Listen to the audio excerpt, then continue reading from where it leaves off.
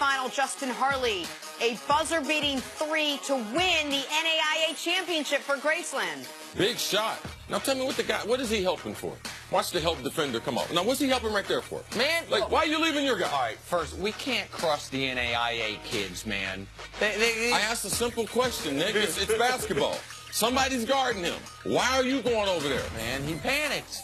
That's what he did. Yes. Great tournament, by the way, in a great city in Kansas City. Aaron Gordon with the 360, Raptors and Magic. Look at this. I'm so glad he's just not a dunker. You know, he won the dunk contest, but he's really developed his game, man. He's a good NBA player. Listen, he is. I don't have an NBA awards ballot, but I pretend I do, so I fill it out as you give out awards all the time. He would be second place most improved player this year behind Victor Oladipo. He seemed like a bust as the 6th overall pick. He's turning into a nice player. Finally, Thunder at Celtics and the dunk by Jason Tatum. He's never looked like a bust as the 3rd overall pick. No, he's really exciting. Also, to see him to continue to play at a high level in March. We never thought that he'd have the outside shot. We thought he could be explosive. We saw that at Duke. But his overall game, his ability to build a play where he's basically the best player for them on the court with all the injuries they had, that's really promising for Celtics fans. Man, and this is the one silver lining of the Hayward injury, is that he got so many more minutes. Jaylen Brown got so many more minutes. All right, new topic here to the NBA draft. Oklahoma's Trae Young and Texas's Mo Bamba both declared yesterday. Both had solid freshman seasons. Both are probably lottery picks, but not in the top 5, and both couldn't get their teams out of the first weekend of the tournament. Now, a few weeks ago, NBA Commissioner Adam Silver said he's considering changes to the one-and-done rule. Nick, did they make a mistake declaring for the draft, these two guys? This is a tough one because I don't think it's ever a mistake for a guy who's going to be a top 10 pick to declare for the draft. Mo Bamba, without question, is going to be a top, I would say, 7 pick. And Trae Young, I would imagine, when it all shakes out, is going at worst 11th or 12th and probably closer to 8th or 9th. So in that regard, when it comes to creating immediately a form of generational wealth for your family, immediately starting to become a professional where you do not have to focus on classes, you do not have to focus on anything but basketball, for all those reasons, I get it. But I look at both these guys and say they are going to struggle mightily next year in the NBA. Mo Bamba is, I think he will translate somewhat immediately, but he's also 6'11", 220. Yes. And he is going to get bullied. And Trae Young, it is hard to find a player in this league he can guard. It is hard to find a team in this league that is going to be okay with his shot selection as we saw at Oklahoma. So I think they are going to have a bit of a culture shock, if you will, going to the NBA. And when the NBA is talking about changes, man, I remember reading about, because I wasn't alive when it happened, Larry Bird being drafted by the Celtics 6th overall and then playing another year at Indiana State. Like, they drafted him, held his rights, but he spent another year in college. I would love if that were available to Trae Young. Listen, you can take him at 8th overall, 9th overall. But he's going back to Oklahoma for another year, competing against guys more his speed, learning the game more, so he is more developed. Because we've seen how much better has Ben Simmons with a year of his body maturing, of aging. Now, that wasn't intentional. He was injured.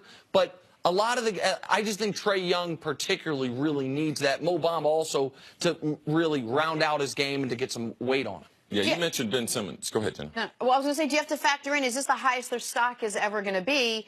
Because if you think it is, then maybe you don't really have an option. See, I doubt that it's the highest their stock's going to be, because if they stayed in college, next year they'd be competing against high school players. So when you evaluate the players next year, how would they go down? Unless you just think there's a great crop in 2020 coming into college basketball. So for me, they're two of the youngest already. So you're comparing them against a class of guys who are younger and have less experience than me. So I don't fall for that theory. This is the most, this right now, they're taking advantage of their popularity, because if their skill level goes up, both of them would have gained some strength. So only their projection would go up as NBA players. But you saw the difference between the first half of Trae Young's season and the second, when guys figured out how to guard him. Next year, coming into the season, they're going to figure his game out. I would be concerned that, listen, Trae led Division I in points and assists. I do think that would be hard to duplicate next year. I do wonder. It's not the productivity, it's the skill and the strength. You don't have to duplicate the numbers, but you have to get better as a basketball player. Be a better defender. Put some physical size to his game. Understand the game, that his shot selection could be better. Those things right there would improve his projection in the NBA. Let me ask you a question. I understand you left Ohio State in very different circumstances. Do you think it would have been better for you to play 4 years in college? Absolutely. No, because again, the rules were different then. There was a whole circumstance with that. This is what I believe, that when you only have a window of, say, 3 to 7 years, and you are a young person, you're in your 20s. I ask my son this all the time.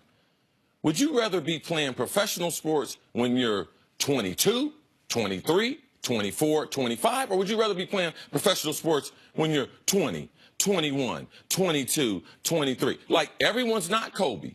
Everyone is not Tracy McGrady. Everyone's not LeBron. So these other guys, when they get to being in the league 6 and 7 years, they haven't developed. So them leaving school, I just believe a lot of the kids, they make more mistakes going into the NBA than we see guys who say, you know something, I'm going to stay in college. Donovan Mitchell, we talked about Ben Simmons, him getting the year because of injury.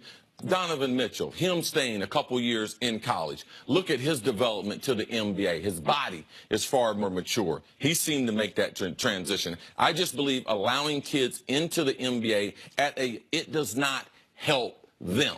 All right? It does not help their development. The guys in the NBA are grown men. Trae and them, Bamba, they're just kids. They just kids. And we saw guys last year. Lonzo. Yeah. Dominate college basketball. Struggled in the NBA, and he's got a lot better body than these guys. De'Aaron Fox, unbelievable athlete with Kentucky. Malik Monk, we saw him go for 40 last year in college. So we saw him struggle in the transition. So I just believe, don't rush people into pro sports. I would just much rather have them at an older age where they're more mature and the lifestyle is easier to adapt. All right, coming up, did Oklahoma City's loss last night cost them more than just a game? Next on First Things First. What about your boy Syracuse? What about the free throws? They live among us, but they say they can do